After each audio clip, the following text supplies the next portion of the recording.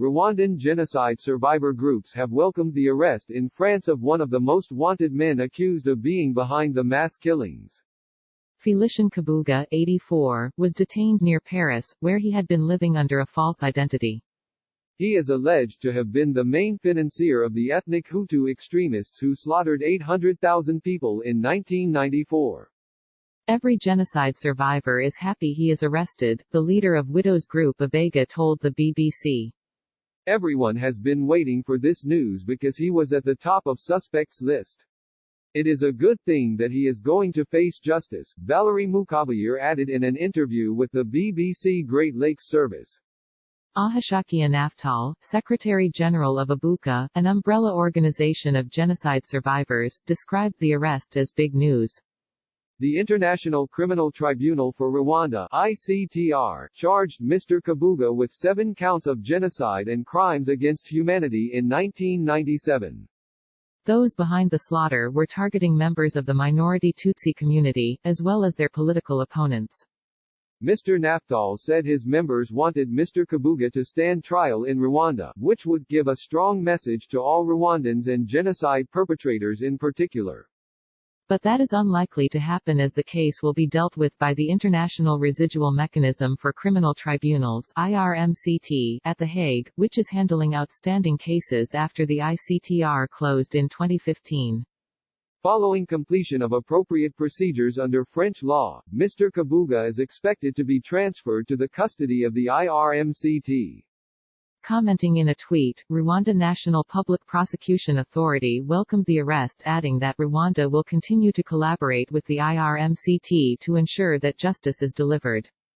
The suspect, a wealthy businessman from the Hutu ethnic group, is accused of being one of the main funders of the Rwandan genocide, paying for the militias that carried out the massacres, BBC Africa editor Will Ross reports. He also founded and funded the notorious radio-television Libre des Mille Collines (RTLM), a Rwandan broadcaster that actively encouraged people to search out and kill anyone who was from the Tutsi ethnic group. Commenting on the arrest on Saturday, Serge Brammertz, the chief prosecutor at the IRMCT, said it was a reminder that those responsible for genocide can be brought to account, even 26 years after their crimes. For international justice, Kabuga's arrest demonstrates that we can succeed when we have the international community's support, he added. There are now 2 people earmarked for trial by the International Criminal Tribunal for Rwanda who remain at large, Prote Emperanya and Augustin Bizimana.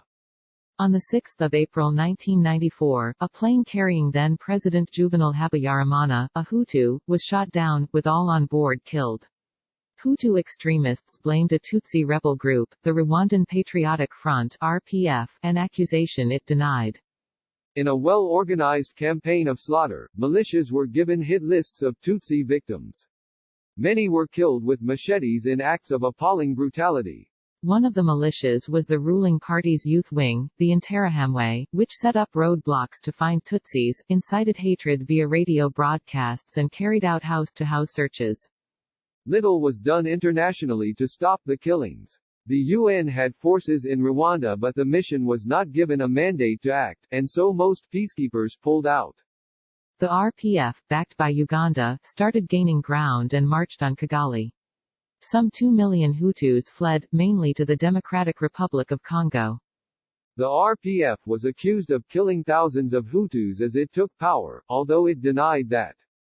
Dozens of Hutus were convicted for their role in the killings by the International Criminal Tribunal for Rwanda, and hundreds of thousands more faced trial in community courts in Rwanda.